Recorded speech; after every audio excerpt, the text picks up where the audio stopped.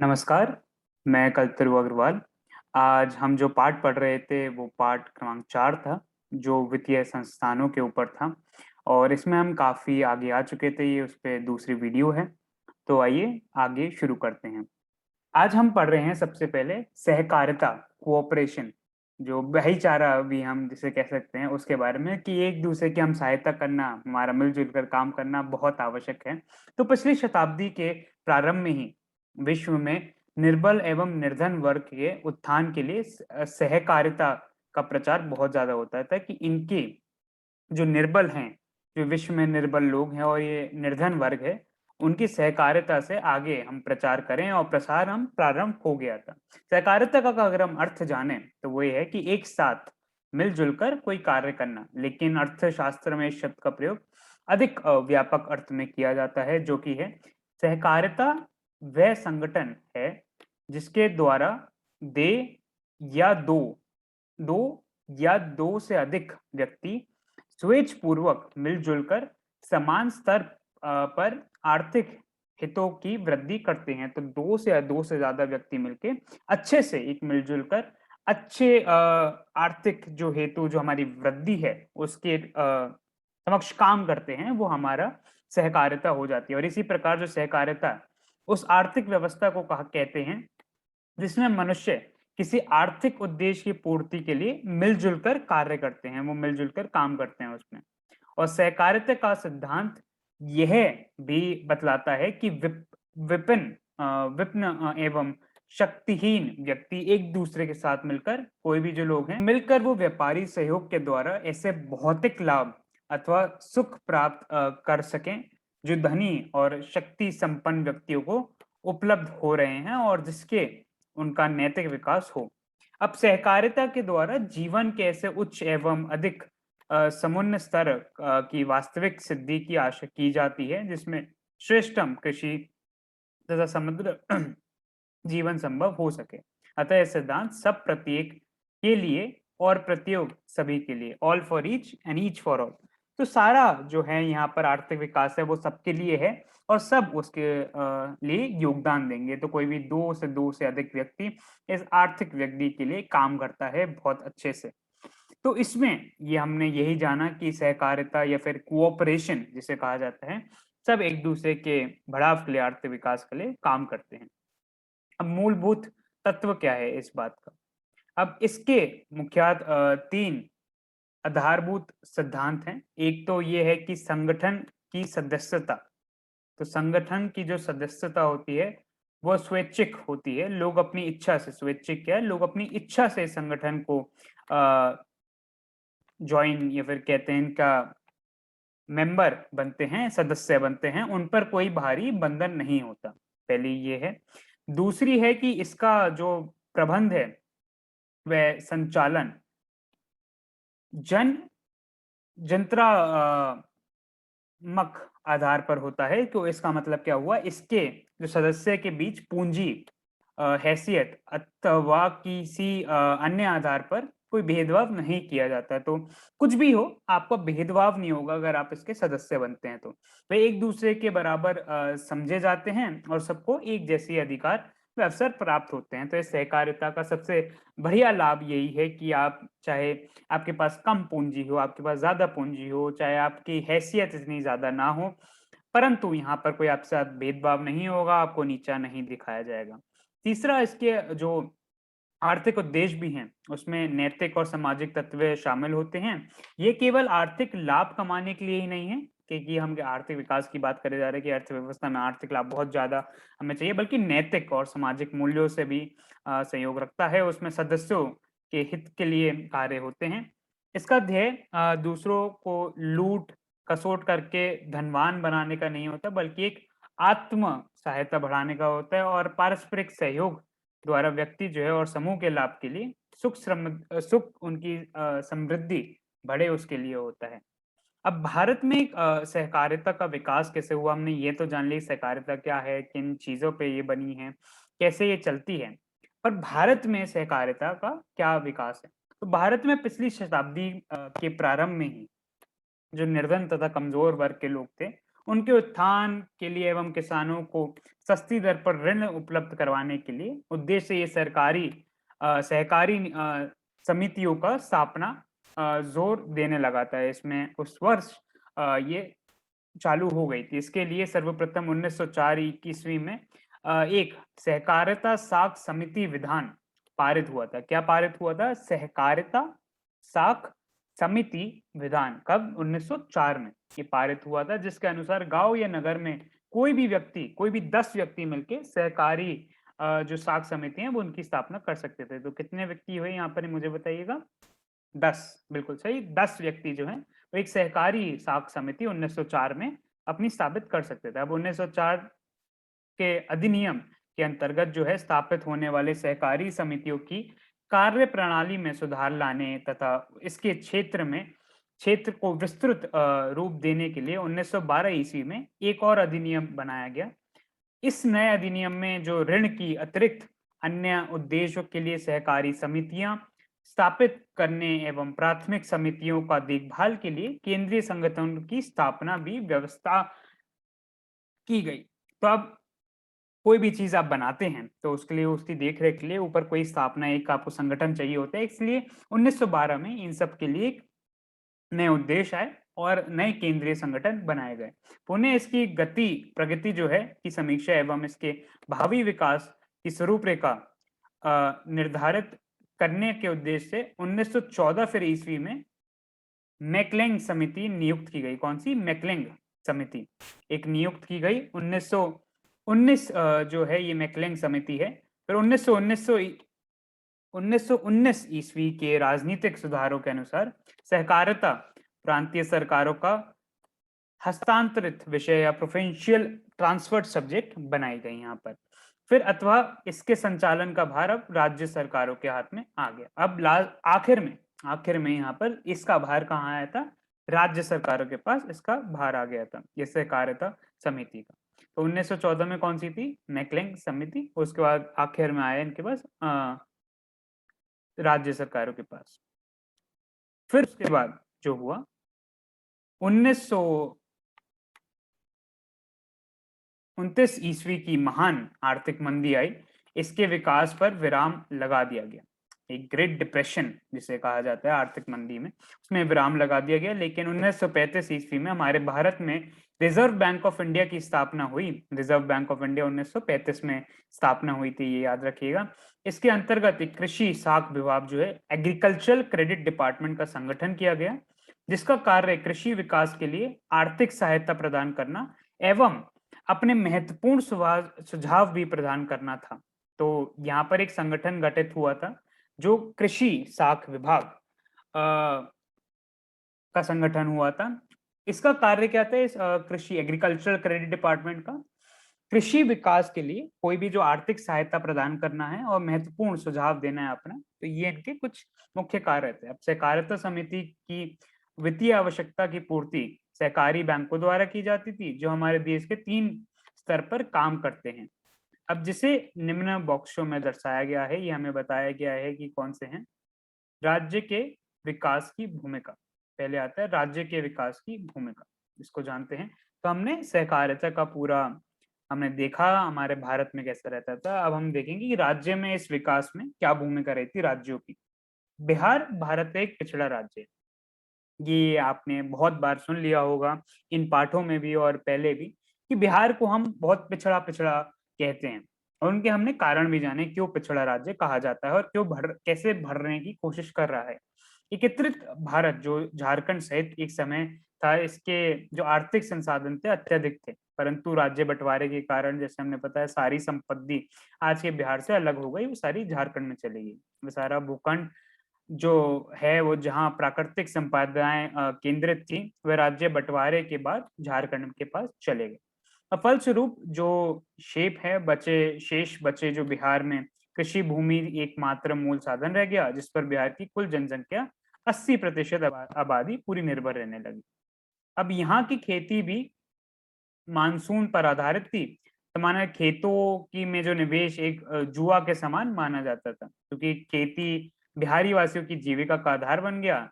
इसलिए आर्थिक तंगी के बावजूद भी बिहारी कृषक एक मजदूरी कृषि पर धन लगाने के लिए विवश था। तो यहाँ पर हम बहुत बड़ा जो हमारा एक प्रतिशत था, वो सब इसी कृषि आधार पे निर्भर रहता था, इसमें ही काम करता था, जिससे हमने 75% भी एक पढ़ा था। और यहाँ पर भी हम पढ़ रहे हैं बिहार की कुल जनसंख्या में से 80% आबादी निर्भर करता था ये पूरा हमारा जो कृषि वाला है। और इसमें खेती में निवेश एक जुआ के समान हो गया था, क्योंकि कैसे उससे आगे बढ़ेंगे। अब बिहार में विशेषकर ग्रामीण स्तर पर धनकुट्टी, अगरबत्ती, बीड़ी निर्माण, जूता और ईंट बनाने जैसे महत्वपूर्ण रोजगार सहकारिता के सहयोग चलाए जाते हैं सहकारिता कोऑपरेशन में। इसके लिए राज्य स्तरीय सहकारी बैंक ऋण मोहल्ला कराती है, वो भी देती है। इस सरकारी बैंक से रोजगार में बढ़ावा ग्रामीण स्तर पर काफी हद तक किया जा सकता है। तो इस सहकारी बैंक से जो रोजगार मिलता है, वो बढ़ावा ग्रामीण स्तर पे बहुत ज्यादा काफी हद तक करने की कोशिश रहती है। जहां भी इस तरह के रोजगार चलाई जा रही है, वहां की जनता पर अनुकूल आर्थिक प्रभाव देखने को भी मिलता है। फलस्वरूप व्यक्ति की आय धीरे धीरे बढ़ रही है और लोगों का जो जीवन स्तर है वो उठ रहा है। तो आप तब भी ऐसी सहकारिता में विभाग चलाते हैं तो राज्य में इनका विकास स्तर में काफी अच्छा रहता है और उनका जीवन स्तर भी अच्छा होता रहता है। अब सेल्फ हेल्प ग्रुप क्या होते हैं? स्वयं सहायता समूह। हमने सहकारिता की बात करी, बट सेल्फ हेल्प जो अपनी करते हैं, स्वयं सहायता समूह, सेल्फ हेल्प ग्रुप, गांव, कस्बा और जिला के विकास में इसकी भूमिका क्या होती है? सबसे पहले सेल्फ हेल्प ग्रुप की, तो पिछले खंड में हमने देखा था कि हमारे देश में जो निर्धन परिवार है, वो ऋण के लिए अभी भी ज्यादातर गैर संस्थान, नॉन इंस्टीट्यूशनल जो हमारे महाजन होते हैं या फिर व्यापार लोग हैं, कोई भी ये जो लेनदार होते हैं जो पैसे देते हैं, उन पे निर्भर रहते हैं, उनके स्रोतों पे। इसका एक तो यह भी कारण है कि भारत के कुछ ग्रामीण क्षेत्रों में बैंक की सुविधा अभी भी नहीं है, तथा दूसरी ओर कहें तो गैर संस्थान ऋणदाता जैसे महाजन, सेठ, साहूकार इत्यादि, इनका जो है वहां पर कर्जदारों का तो व्यक्तिगत स्तर पर जानते हैं और इसके कारण बिना ऋणदारों में भी ऋण देने के लिए तैयार हो जाते हैं। लेकिन ये महाजन ब्याज की दरें बहुत ज्यादा ऊंची रख देते हैं। आपके पैसे व्यक्तिगत संबंध होते हैं तो आप वहां चले जाते हैं, आपको आसान लगता है, पर ये ब्याज के दर काफी ज्यादा ऊंचे कर देते हैं। इसी में लेन देन की लिखा पढ़ाई भी पूरी नहीं करते और निर्धन कर्जदारों को तंग करने का उनका शोषण भी बहुत ज्यादा होता है। कोई कसर ये लोग छोड़ते नहीं है उनको शोषण करने में। तो हाल के वर्षों में लोगों ने को उधार देने गरीबों को उधार देने के लिए कुछ नए तरीके अपनाने की कोशिश भी की है। इनमें से एक विचार ग्रामीण क्षेत्र में गरीबों को, विशेषकर महिलाओं के छोटो छोटो जो स्वयं सहायता समूह हैं, उनको संगठित करा जा रहा है और उनकी बचत पूंजी को एकत्रित करने में आधारित रहती है कि उनकी बचत रहे वो जो कमाती हैं, और एक सेल्फ हेल्प ग्रुप्स, ये जो स्वयं सहायता समूह है, वो बनाया जाए। अब ये क्या है? एक ऐसा समान सामाजिक आर्थिक स्तर के आस पड़ोस के लोग होते हैं और ऐसे स्वैच्छिक और संस्थानीय समूह बनाते हैं जो नियमबद्ध तरीके से चलता है, संचालित होता है और अपनी सहयोग व संसाधनों के विकास के लिए प्रयासरत रहता है, जिससे जीवन के मूलभूत आवश्यकताओं की पूर्ति हो सके तथा अपने जीवन को बेहतर नियंत्रण कर सके। तो ये लोग अपनी बचत से मिल के आते हैं, एक संस्थान बनाते हैं, कुछ नियमबद्ध होते हैं, उससे संचालित होता है और जो हमारी बात करते हैं कि कैसे उन मूलभूत आवश्यकता को पूरा किया जाए। तो इसको अगर हम एक संक्षेप में देखा जाए तो क्या है ये सेल्फ हेल्प ग्रुप? सोचिएगा इसके बारे में, क्या है ये सेल्फ हेल्प ग्रुप, और फिर ये पढ़िएगा। स्वयं सहायता समूह वास्तव में ग्रामीण क्षेत्र में 15-20 व्यक्ति, खासकर महिलाओं की बात होती है इसमें सेल्फ हेल्प ग्रुप में, वो जो साथ में आती हैं, का एक जो अनौपचारिक समूह कह सकते हैं, अपनी बचत तथा बैंकों से लघु ऋण लेकर, बैंकों से भी एक लघु ऋण लेता है, अपने सदस्यों को की पारिवारिक जरूरतों को पूरा करता है और विकास गतिविधियों को चलाकर गांव का विकास और महिला सशक्तिकरण में योगदान देते हैं। ये हमारे सेल्फ हेल्प ग्रुप, ये स्वयं सहायता समूह। तो स्वयं मतलब खुद की आप सहायता कर रहे हैं उस चीज में, तो आप खुद ये 15-20 व्यक्तियों का एक अनौपचारिक समूह बना रहे हैं, बैंकों से कुछ ऋण ले रहे हैं, पारिवारिक जरूरतें एक दूसरे की मिलकर सही कर रहे हैं। तो कोई भी हम कहते हैं कि एक दूसरे का साथ देना चाहिए, साथ ही हाथ बढ़ाना, एक अकेला थक जाएगा, मिलकर बोझ उठाना। तो वैसे ही एक दूसरे की आप सहायता कीजिए, वैसे ये सेल्फ हेल्प ग्रुप है। इस दिन कई चित्र में संख्या इसके माध्यम से बताया गया, ये एक सेल्फ हेल्प ग्रुप है। जैसे आप देख सकते हैं पूरा सेल्फ हेल्प ग्रुप में जो महिलाएं हैं वो बैठी हुई हैं और एक दूसरे का सहयोग कर रही हैं। फिर आता है अब ऐतिहासिक पृष्ठभूमि। ऐतिहासिक ये पृष्ठभूमि क्या है, इसके बारे में जानते हैं। तो भारत में सर्वप्रथम इसकी शुरुआत व विकास कुछ स्वयंसेवी संगठन ने ग्रामीण क्षेत्रों के व्यक्तियों को संगठित करके आय संबोधित गतिविधियों के संचालन की थी। 1980 के दशक में अंत में ये शुरुआत हुई थी। अब परंतु 1990 में क्या हुआ, उस दशक की शुरुआत में राष्ट्रीय कृषि व ग्रामीण विकास बैंक नाबार्ड, जिसका हमने पहले भी जिक्र किया था कि पहल की गई व विशेष रुचि लेने के स्वयं जो सहायता समूह पूरे देश में फैलाए गए, स्वयं सहायता समूह की जो पूरे देश में फैलाए गए, इसका जो आइडियोलॉजी कहते हैं, जिसका विचार कहते हैं। अब तो सभी सरकार एवं गैर सरकारी बैंक भी आर्थिक व सामाजिक संगठन इसकी महत्व को स्वीकार करने लगे थे और इसको प्रोत्साहित करते थे। अब पीढ़ी दर पीढ़ी गरीबी की दशा जो है, दंश झेल रहे परिवारों में गरीबी को निजात दिलाने के लिए स्वयं सहायता समूह एक नई आशा से किरण ले रही थी, या नई आशा की किरण ले रही थी कि कैसे इस गरीबी को यहाँ से दूर भगा फेंके। अब एक भूमिका क्या है इस चीज की, अभी हमने पृष्ठभूमि पढ़ी थी। एक स्वयं सहायता समूह ने एक दूसरे पड़ोसी से 15-20 सदस्य होते हैं जो नियमित रूप से मिलते हैं और बचत करते हैं। जैसे हमने पहले पढ़ा, प्रति व्यक्ति बचत के लिए 25 रुपए से 100 रुपए से अधिक हो सकता है। ये परिवारों की बचत करने की क्षमता पर निर्भर करता है, 25 का बचाएं या फिर वो 100 बचाएं। समूह इन कर्जों पर ब्याज लेता है, लेकिन ये साहूकार द्वारा लिए जाने वाले ब्याज से काफी कम होता है। अब समूह जो है इन कर्जों जो होती हैं उन पे ब्याज लेता भी है कि आप उनसे कुछ लेके, समूह से लेके जा रहे हैं उतने पैसे, और उसके लिए एक कमर्शियल जो व्यवसायिक बैंक थे, हमने वैसा ही आप समझ लीजिए कि आपने कुछ पैसे डाले, फिर आपको वो ब्याज पे पैसे मिल रहे हैं और आपको वो ब्याज के साथ वापस करने हैं, पर आपको ब्याज काफी कम में वो आपको पैसे मिलेंगे।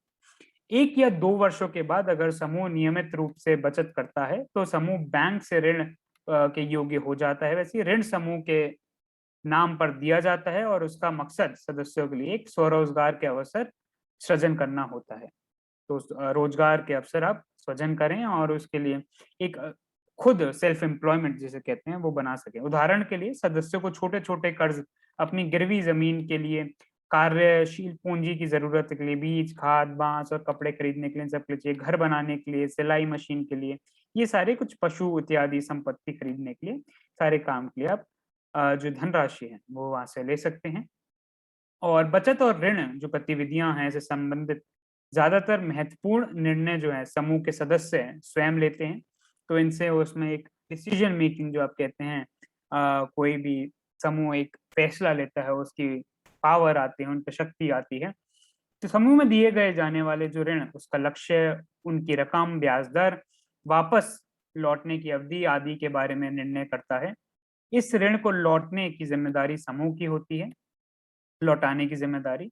एक भी सदस्य अगर ऋण वापस नहीं लौटाता तो समूह के अन्य जो सदस्य हैं इस मामले को गंभीरता से लेते हैं। तो अगर आपने पैसे नहीं लौटाए तो इस बात को गंभीरता से लिया जाएगा, इतना आसान नहीं है कि आपसे उससे बच निकलेंगे। इसी कारण बैंक निर्धन वर्ग के लोगों को ऋण देने के लिए तैयार हो जाती है जब वे अपनी स्वयं सहायता समूह तो संगठित कर लेते हैं, यद्यपि उनके पास कोई ऋण धार नहीं होता। तो जब वे अपने ही कोई स्वयं सहायता समूह से संगठित कर लेते हैं, उनके पास और कोई हार नहीं होती। अब इस प्रकार हम देखते हैं, ये आपको मतलब समझ में आया होगा कि ये स्वयं जो सेवा के हमारे पूरे संस्थान है कैसे चल रहे हैं। तो अब इस प्रकार हम देखते हैं कि स्वयं सहायता समूह कर्जदार और ऋणदार की कमी की समस्या से उभारने की मदद करते हैं कि भाई वो जो हमें पैसा दे रहे थे पहले महाजन और वो लोग, वो तो बहुत ज्यादा हमसे ब्याज ले रहे थे, बड़ी कम दर में ब्याज आपको पैसा दे देते हैं। उन्हें समयानुसार विभिन्न प्रकार की आवश्यकताओं के लिए एक उचित ब्याज दर पर ऋण मिल जाता है। अब यहाँ पर हमने बहुत जल्दी इसको समझ लेते हैं, स्वयं सहायता समूह एवं सूक्ष्म योजना। तो सूक्ष्मित योजना के द्वारा गांव, कस्बा और जिला में गरीब परिवारों को स्वयं सहायता समूह से जोड़कर ऋण मोहल्ला कराया जाता है। उससे छोटे पैमाने पर साख अथवा ऋण की सुविधा प्रदान हो सकती है। तो एक कोई भी इस सूक्ष्म योजना के अंतर्गत आप स्वयं सहायक समूह बनाएं, उससे आप बचत करके पैसा लाएं और उसमें कुछ आप ऋण और साख में वो पैसा उठा सकते हैं। अब इससे अतिरिक्त हम बात करें, यह समूह गांव, कस्बा और कह सकते हैं हम जिला के जो ग्रामीण क्षेत्रों के गरीबी को संगठित करने की मदद करते हैं।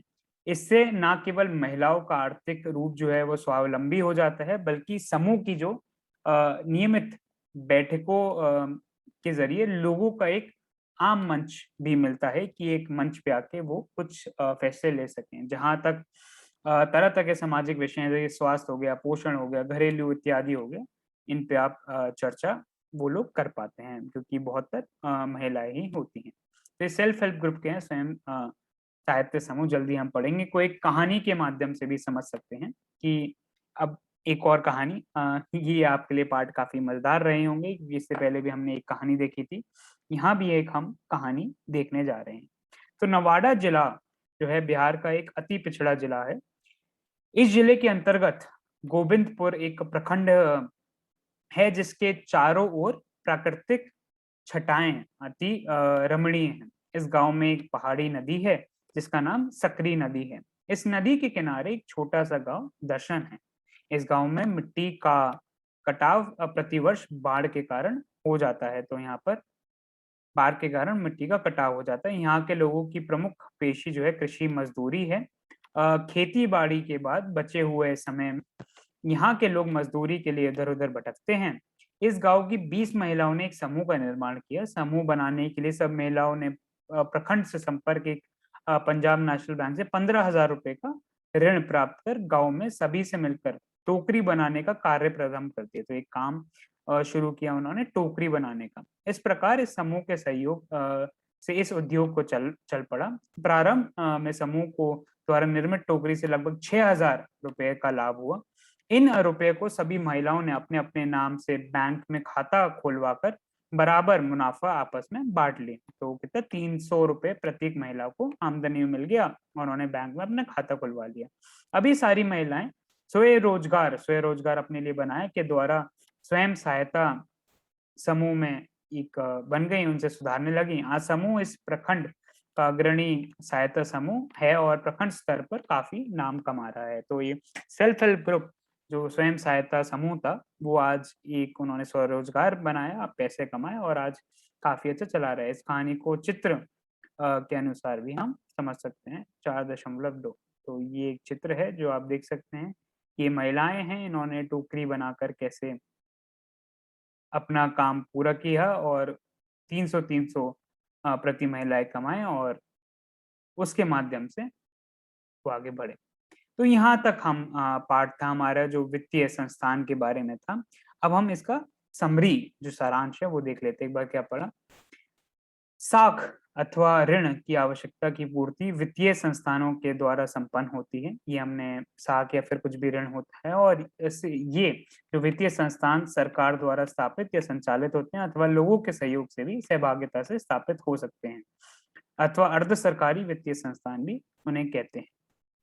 फिर आता है आपके वित्तीय संस्थान। तो जो आर्थिक विकास के लिए हम सीधा सीधा समझें और व्यवसाय के वित्तीय विकास की पूर्ति करते हैं, ऐसे संस्थानों को हम वित्तीय संस्थान कहते हैं। वित्तीय संस्थान के प्रकार क्या क्या होते हैं, जैसे हमने बताया था, एक तो हमारे राष्ट्रीय स्तरीय होते हैं और एक राज्य स्तरीय होते हैं, national level and state level. फिर आपके राष्ट्रीय वित्तीय संस्थान कौन से हैं, जो देश के लिए वित्तीय और साख नीतियां का निर्माण करते हैं और निर्देश बनाते हैं, उन्हें राष्ट्रीय स्तर पर कहा जाता है। वित्त प्रबंधन के कार्य जो करते हैं और इसके दो महत्वपूर्ण अंग होते हैं, वो है आपके भारतीय मुद्रा बाजार इंडिया मनी मार्केट एंड भारतीय पूंजी बाजार जो इंडिया कैपिटल मार्केट। ऐसे मौद्रिक बाजार हैं। ये अल्पकालीन या मध्यकालीन वित्तीय व्यवस्था में प्रबंधन किया जाता है, उसे भारतीय मुद्रा बाजार, तथा जिसके द्वारा दीर्घकालीन वित्तीय व्यवस्था एवं प्रबंधन किया जाता है, उसे भारतीय पूंजी बाजार कहा जाता है। तो ये मध्यकालीन हो गया, अल्पकालीन हो गया, ये हमारी मुद्रा बाजार, और दीर्घकालीन ये हमारा पूंजी बाजार। भारतीय मुद्रा बाजार को संगठित और असंगठित के रूप में देखा जाता है। भारतीय पूंजी बाजार को प्रतिभूति बाजार, औद्योगिक बाजार, विकास वित्त संस्थान तथा और बैंकिंग वित्त कंपनियों के रूप में बांटा गया है। ये चार इनके विभाजन थे जिनको आपको जानना बहुत जरूरी है। फिर राज्य स्तरीय वित्तीय जो संस्थान होते हैं वो गैर संस्थागत और संस्थागत वित्तीय स्रोत होते हैं। व्यवसायिक बैंक जो इनके चार काम होते हैं: जमा राशि को स्वीकार करना, जैसे हमने पढ़ा था, ऋण प्रदान करना, सामान्य उपयोग संबंधी जनरल यूटिलिटी वाले, और एजेंसी के इनके संबंध काम होते हैं। फिर सहकारिता क्या होता है? सहकारिता सहकारिता का एक ऐसा संगठन जिसमें सामान्य जो आर्थिक उद्देश्य की प्राप्ति के लिए लोग मिलजुल कर कार्य करते हैं। और एक स्वयं सहायक समूह, इस ग्रामीण क्षेत्र में 15 से 20 व्यक्ति जो एक समूह है जो बैंकों से लघु ऋण लेकर पारिवारिक जरूरतों को पूरा करते हैं और अपने अभी स्वरोजगार बनाते हैं और अपना योगदान इसमें देते हैं। तो ये हमारा स्वयं सहायता समूह कहलाता है। अब इसके आगे यहाँ पर हम पाठ पूरा कर लेते हैं। अब प्रश्नावली है, कुछ उत्तर आपको देने पड़ेंगे जो हमने ऐसा पढ़ा है। मैं उम्मीद करता हूँ आपने सब अच्छे से पढ़ा होगा और इसके आप फुल उत्तर पूरे के पूरे सही जवाब देंगे। तो शुरू करते हैं। ऑब्जेक्टिव क्वेश्चन, एमसीक्यू जिसे कहते हैं, वस्तुनिष्ठ प्रश्न। सही विकल्प चुनें। इनमें से पहला है हमारा, गैर संस्थान वित्त प्रदान करने वाले सबसे लोकप्रिय साधन कौन से हैं? सबसे लोकप्रिय साधन गैर संस्थान वाले, तो गैर संस्थान पे आप गौर दीजिएगा। हैं हमारे कौन से हैं?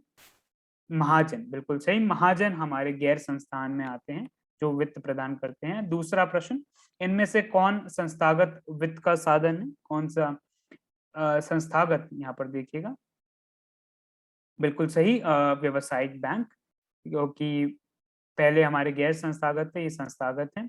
भारत के केंद्रीय बैंक कौन है? जैसे हमने पढ़ा था इसके बारे में, क्षेत्रीय, पंजाब स्टेट, रिजर्व, बिल्कुल सही, रिजर्व बैंक ऑफ इंडिया।